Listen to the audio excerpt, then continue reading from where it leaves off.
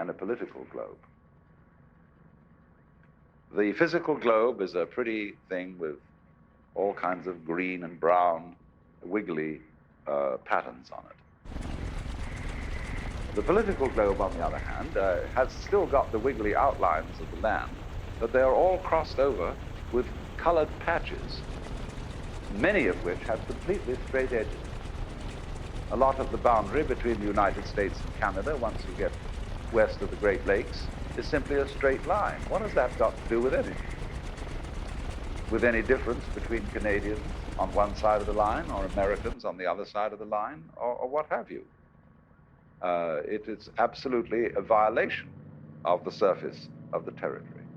And look at the fair city of San Francisco. It's a lovely place, but they planted on the hills of San Francisco a city pattern that was appropriate for the plains of Kansas. A gridiron. Port de France airport information. And so you get streets that go straight up and that are Wind calm. extremely dangerous, Visibility. where Neither. they should have followed Sky the contours condition. of the hill. Clear. Temperature. Now, however, 1.5. I think we should begin 2.1 tree. by QNH talking a little bit about when we 01 use the word 325. physical reality as ILS distinct Yankee from runway abstraction. 10 in use. What are we Landing and talking departing about? runway 10. VFR aircraft say direction Because of you flight. see, All aircraft read back hold there's short going to be a fight instructions. about this, Advise controller on philosophically. initial contact you have Foxtrot. If I say that the Fort de final France reality airport that we're living information, in Foxtrot is the physical 1600 world, Zulu. Wind calm. a lot of people Visibility. will say that Neither. I'm a materialist, Sky that I'm condition. unspiritual, Clear. and that Temperature. I 1.5. think Dew too much point. of an 1 tree. identification QNH of 1. the man with the body. Any book that you open on yoga or Hindu philosophy will have in it a declaration that you start a meditation practice by saying to yourself, I am not the body. I am not my feelings. I am not my thoughts. I am the witness who watches all this and is not really any of it. So if I were to say then that the physical world is the basic reality, I would seem to be contradicting what is said in the texts. But it all depends on what you mean by the physical world. What is it? First of all, it must be pointed out that the idea of the material world is itself philosophical. We confuse physical events, the whole class and category of physical events, with matter. But matter, you see, is an idea, it's a concept. It's the concept of stuff, of something solid and permanent that you can catch hold of. Now, you just can't catch hold of the physical world. The physical world is the most evasive, elusive process that there is. It will not be pinned down, and therefore it fulfills all the requirements of spirit. So what I'm saying then is that the non-abstract world, which Korzybski called unspeakable, which was really a rather good word, is the spiritual world. And the spiritual world isn't something like gas. That's formless.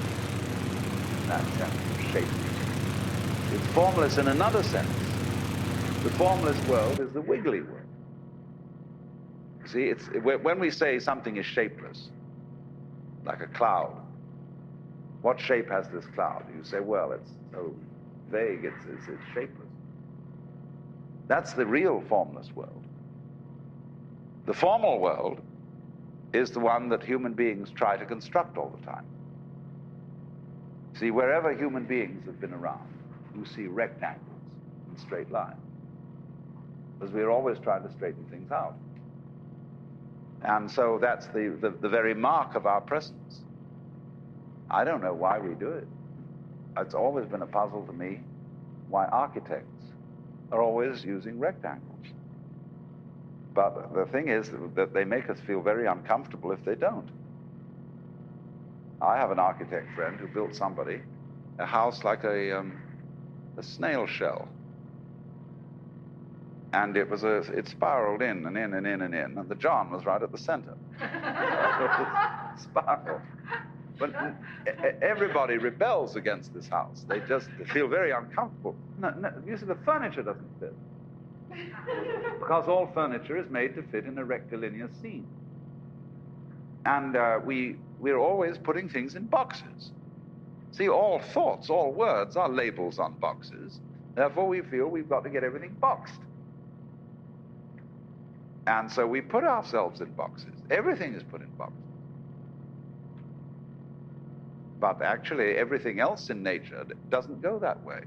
As, for example, the snail doesn't put itself in a box. The crab doesn't put itself in a box. It has these fascinating, gorgeous objects. What is, for example, more beautiful than a conch shell or a lovely scallop shell? Now, these are gorgeous things. We could make the most delicious shells out of concrete or plastics. They could be very beautiful.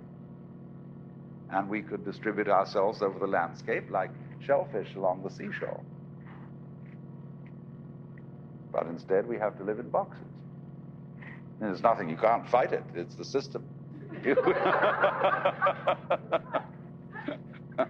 So, then you have to, you begin to build your furniture and chairs, everything, accordingly to these shapes, because they're easy to store away in a place that is a box in the first place. But you see, then that is this rectilineal world. This is unspiritual. This is the world of what we will call the artificial, as distinct from the natural. And when we live in a world like that, we begin to have ourselves bamboozled by it. You begin to think that reality is this sort of straightened out situation that we all have to live in. And you don't remember that reality is precisely the wiggly world, you see? We don't realize that we are all wiggly. The problem is that we wiggle in rather the same way. We have head, 2 arms, 2 legs, etc. But notice how we do all sorts of things to ourselves to sort of evade our wiggliness. The way we dress, especially men. But this world, this physical world, is wiggly. And this is the most important thing to realize about it. As I've sometimes said, we're living in the middle of a Rorschach blot. And there really is no way that the physical world is. In other words, the nature of truth. I said in the beginning, somebody had said that thoughts were made to conceal truth. This is the fact, because there is no such thing as the truth that can be stated. In other words, ask the question, what is the true position of the stars in the Big Dipper?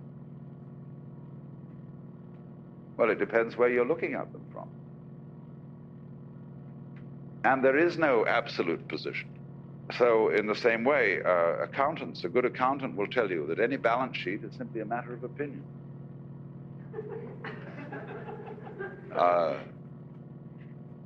There's no such thing as a true state of affairs of a business. But we're all hooked on the idea that there is, you see, an external objective world, which is a certain way. And that it really is that way. History, for example, is a matter of opinion. History is an art, not a science. It's something constructed, which is accepted as a more or less satisfactory explanation of events, which, as a matter of fact, don't have an explanation at all. Most of what happens in history is completely irrational. But people always have to feel that they've got to find a meaning. For example, you get sick, and you've lived a very good life, and you've been helpful to other people and done all sorts of nice things. Then you get cancer. And you say to the clergyman, why did this have to happen to me? and you're looking for an explanation, and there isn't one. It just happened that way. But people feel if they can't find an explanation, they feel very, very insecure. Why? Because they haven't been able to straighten things out. The world is not that way. So the truth, in other words, what is going on, is of course a lot of wiggles. But the way it is always in relation to the way you are. In other words, however hard I hit a skinless drum, it will make no noise. Because noise is a relationship between a fist and a skin. So in exactly the same way, light is a relationship between electrical energy and eyeballs. It is you, in other words, who evoke the world, and you evoke the world in accordance with what kind of a you are, what kind of an organism. One organism evokes one world, another organism evokes another world. And so everything, reality is a kind of relationship. So once one gets rid of the idea of the truth as some way the world is in a fixed sense, say it is that way, see? Then you get to another idea of the truth altogether. The idea of the truth that cannot be stated, the truth that cannot be pinned down.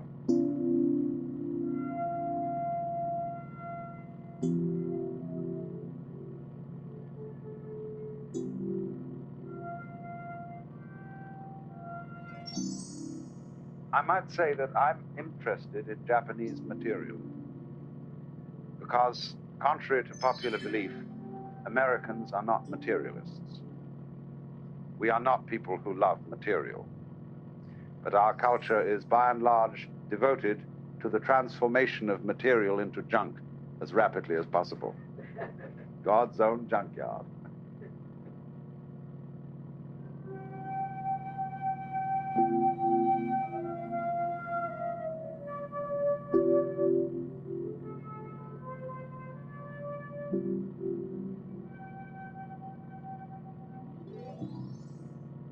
In science, we really work in two different ends of the spectrum of reality. We can deal with problems in which there are very few variables, or we can deal with problems in which there are almost infinitely many variables. But in between, we're pretty helpless. In other words, the average person cannot think through a problem involving more than 3 variables without a pencil in his hand. That's why, for example, it's difficult to learn complex music. Think of an organist who has 2 keyboards or 3 keyboards for work with his hands, and each hand is doing a different rhythm. And then his feet on the pedals, he can be doing a different rhythm with each foot. Now that's a difficult thing for people to learn to do, just like to rub your stomach in a circle and pat your head at the same time takes a little skill. Now, most problems with which we deal in everyday life involve far more than 3 variables. And we are really incapable of thinking about them. Actually, the way we think about most of our problems is simply going through the motions of thinking. We don't really think about them. We do most of our decision-making by hunch. You can collect data about a decision that you have to make, but the data that you collect has the same sort of relation to the actual processes involved in this decision as a skeleton to a living body. It's just the bones. And there are all sorts of entirely unpredictable possibilities involved in every decision. And you don't really think about it at all. The truth of the matter is that we are as successful as we are, which is surprising, the degree to which we are successful in conducting our everyday practical life, because our brains do the thinking for us in an entirely unconscious way. The brain is far more complex than any computer. The brain is, in fact, the most complex known object in the universe, because our neurologists don't understand it. They have a very primitive conception of the brain and admit it. And therefore, if we do not understand our own brains, that simply shows that our brains are a great deal more intelligent than we are. Meaning by we, the thing that we have identified ourselves with. Instead of being sensible and identifying ourselves with our brains, we identify ourselves with a very small operation of the brain, which is the faculty of conscious attention, which is a sort of radar that we have that scans the environment for unusual features. And we think we are that, and we are nothing of the kind. That's just a little trick we do. So actually, our brain is analyzing all sensory input all the time, analyzing all the things you don't notice, don't think about, don't have even names for. And so it is this marvelous complex goings-on which is responsible for our being able to adapt ourselves intelligently to the rest of the physical world. The brain is furthermore an operation of the physical world. But now you see, though, we get back to this question. Physical world. This is a concept. This is simply an idea.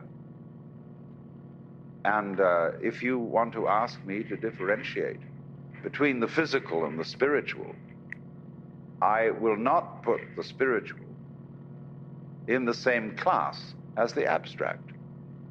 But most people do. They think that 1 + 2 = 3 is a proposition of a more spiritual nature than, say, for example, a tomato.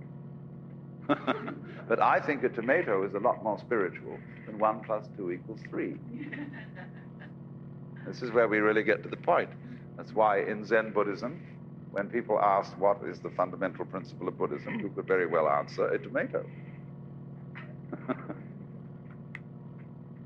Because look how, when you examine the material world, how diaphanous it is. It really isn't very solid. A tomato doesn't last very long. Nor, for that matter, do the things that we consider most exemplary of physical reality, such as mountains. The poet says, "The hills are shadows, and they flow from form to form, and nothing stands." Because the physical world is diaphanous. It's like music. When you play music, it simply disappears. There's nothing left. And that, for that very reason, it is one of the highest and most spiritual of the arts, because it is the most transient. And so, in a way, you might say that transiency is a mark of spirituality.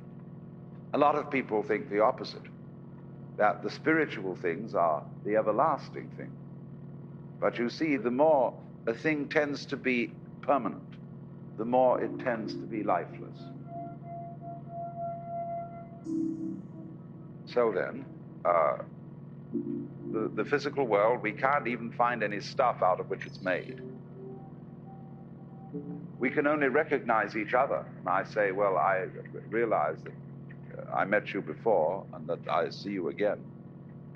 But the thing that I recognize is not anything really except a consistent pattern. Let's suppose I have a rope. And this rope begins by being manila rope. Then it goes on by being cotton rope. Then it goes on with being nylon. Then it goes on with being silk. So I tie a knot in the rope. And I move the knot down along the rope. Now, is it, as it moves along, the same knot or a different knot? we would say it was the same because you recognize the pattern of the knot. But at one point it's manila, at another point it's cotton, at another point it's nylon, and another it's silk. And that's just like us. We are recognized by the fact that one day you face the same way as you did the day before. And people recognize your facing. So they say that's John Doe or Mary Smith. But actually the contents of your face, whatever they may be, the water, the carbons, the chemicals, are changing all the time. You're like a whirlpool in a stream. The stream is doing this consistent whirlpooling, and we always recognize, like at the Niagara, the whirlpool is one of the sights. But the water is always moving on. And this is why it's so spiritual. To be non-spiritual is not to see that. In other words, it is to impose upon the physical world the idea of thingness, of substantiality. That is to be involved in matter, to identify with the body. To believe, in other words, that the body is something constant, something tangible.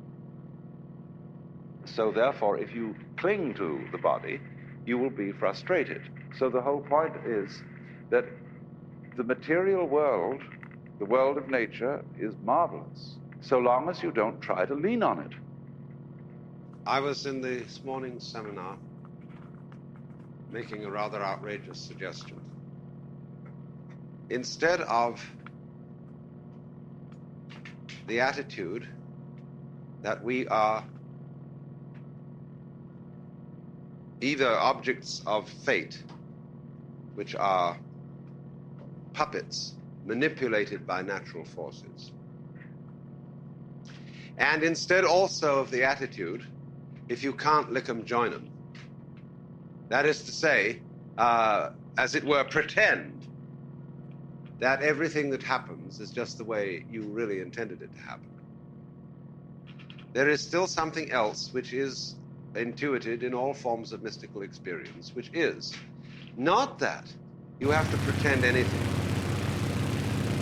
but that in exactly the same way as your own organism keeps functioning without your apparently having anything to do with doing it, that process is continuous with, is one process with all the behavior going on around you, of other people, of nature, and of the entire universe.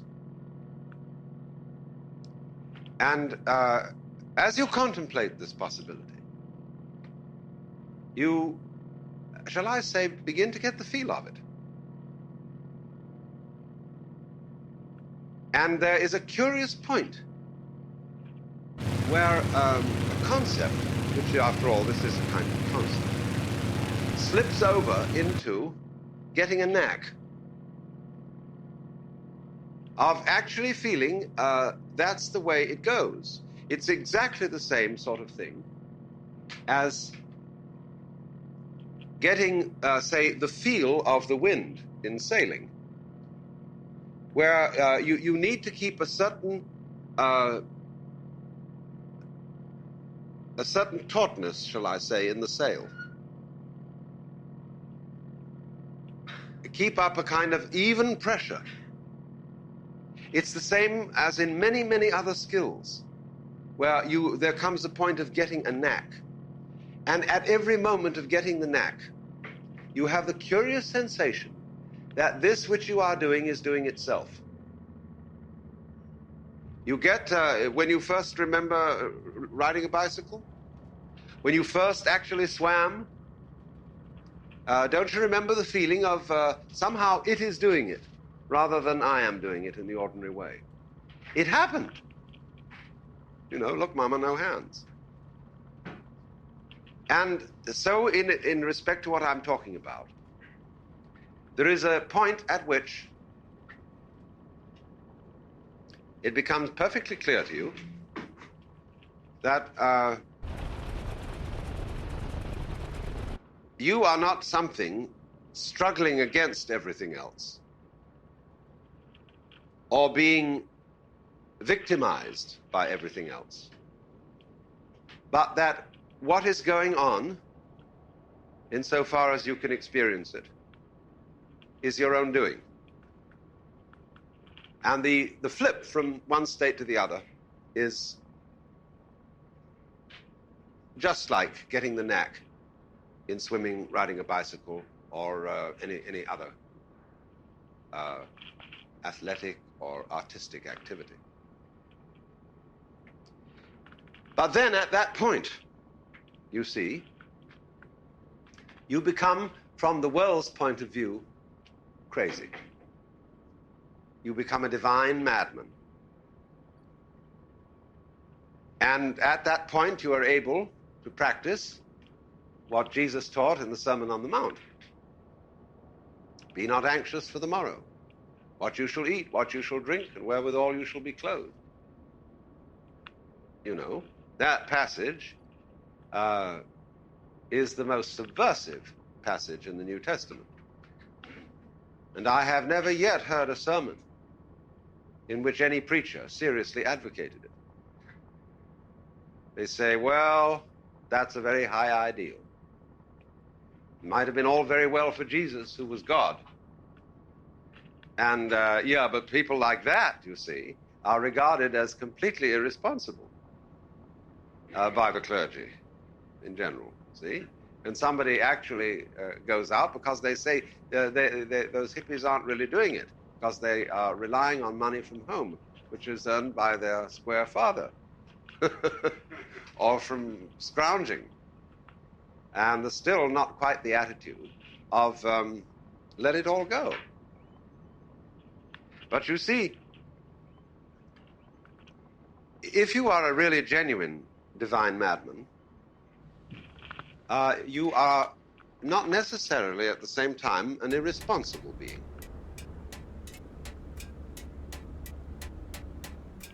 Perhaps one of the best examples of a divine madman was a Japanese Zen monk by the name of Ryokan. He was a poet and a kind of a solitary, lived in a little cottage on a hill, and would appear to be completely naive. But I want to give you a story about Ryokan which shows how a divine madman relates to the practical world. One day he was invited to a house, I suppose a fairly wealthy home, because he was much prized as a guest. And he went into the reception room and sat down, was served tea. And then when he thought he was alone, he was looking around and he saw a hanging scroll where there was a painting of a tiger. And he looked at it, was delighted. It was great. And he said, ah! No? And had a great time playing tiger. And suddenly he noticed that there was still present in the room, sitting very quietly, a servant maid. He looked at her and said, don't you tell anybody about that. They'll think I'm crazy.